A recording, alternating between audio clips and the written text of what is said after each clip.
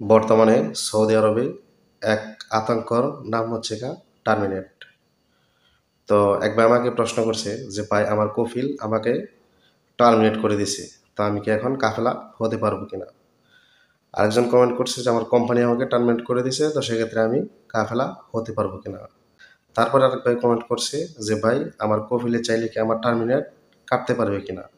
তো আপনার কফিল অথবা কোম্পানি আপনাকে যদি টার্মিনেট মারে তারপরে কি তারা কি আবার নতুন করে বা ওই টার্মিনেটটা কেটে ফেলতে পারবে কিনা, সেটাই আজকের এই ভিডিওতে আমি আপনাদেরকে বলবো। তো ভিডিওটা স্কিপ না করে ধৈর্য সহকারে দেখুন, তাহলে এই বিষয়টা আপনি বুঝতে পারবেন যে আপনি টার্মিনেট খাওয়ার পরে কি কাফেলা হতে পারবেন নাকি হতে পারবেন না। ঠিক আছে? তো কাফেলা হওয়ারও তো কিছু নিয়ম নীতি আছে। ঠিক আছে? তো সেই নিয়ম নীতির ভিতরে যদি আপনি না পারেন তাহলে তো আপনি কাফেলা হতে পারবেন না। কারা কারা হতে পারবেন এবং কি কারণে হতে পারবেন না সেটাও বলবো। তো কফিল কোম্পানি সকল ক্ষেত্রে লোকদেরকে বলতেছি। তো প্রথম কথা হচ্ছে যে ভাই প্রথমে কমেন্ট করছিল যে ভাই আমার কফিল আমাকে টার্মিনেট করছে, তো সেক্ষেত্রে আমি কাফেলা হতে পারবো কিনা। তা এখন কথা হচ্ছে যে আপনার সাথে কতদিনের কন্ট্রাক্ট। ১ বছর হতে পারে, ২ বছর হতে পারে, ৩ বছর হতে পারে। ঠিক আছে? তো আপনার যদি ১ বছরের কন্ট্রাক্ট থাকে আর তার আগে যদি আপনি টার্মিনেট খেয়ে যান কোনো কারণে, ঠিক আছে? তো সেক্ষেত্রে কিন্তু আপনি নতুন কোনো জায়গায় কাফেলা হতে পারবেন না, কোনোভাবেই হতে পারবেন না। কারণ হচ্ছে যখন আপনাকে যে ব্যক্তি কাফেলা করে নেবে সে যখন তলব দিবে, ঠিক আছে, যাওয়া যাতে অটোমেটিক ওই জায়গায় শুরু হবে যে আপনি তার কাছে আসার পরে মানে আপনি সৌদি আরব নতুন আসছেন, নতুন আসার পরেই আপনি কন্ট্রাক্টও শেষ করেন নাই বা এরকম একটা কিছু মানে শুরু হবে। তো এটা থাকা অবস্থায় কিন্তু আপনি কাফেলা হতে পারবেন না। আর যে আপনার কাফেলা নিতে চাইবে সেও কিন্তু নেবে না। ঠিক আছে?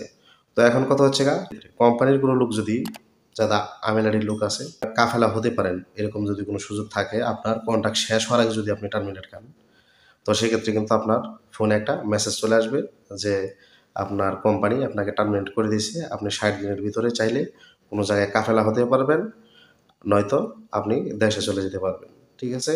২ টার একটা অপশন আপনার কাছে থাকবে। তো এখন যদি আপনার যদি কিউআ খোলা না থাকে তো সেক্ষেত্রে কিন্তু আপনার মেসেজটা আসবে না। তো আমি সকল প্রবাসীদেরকে বলব যে সাওক, খাস, আমিলাডি যেকোনো পেশার হতে পারেন, সবাই কিউ অ্যাকাউন্টটা খুলে রাখবেন। সেই জায়গায় যদি আপনার কোনো টার্মিনেট বা খরচ কিউতে আপনাকে মেসেজ দিয়ে জানিয়ে দিবে। তো আপনার যদি কিউ অ্যাকাউন্টই না থাকে তো সেক্ষেত্রে তো আপনি আর সেই নিউজটা পাচ্ছেন না।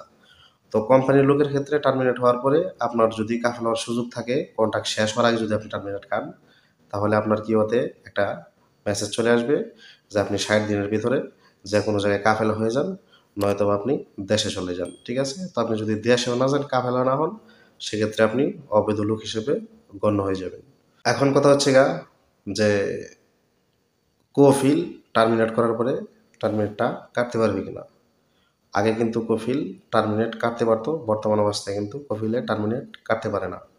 আর কোম্পানির ক্ষেত্রে কোম্পানি কিন্তু চাইলে টার্মিনেট কাটতে পারবে। ঠিক আছে? তো আশা করি আপনারা এই বিষয়টা বুঝতে পারছেন।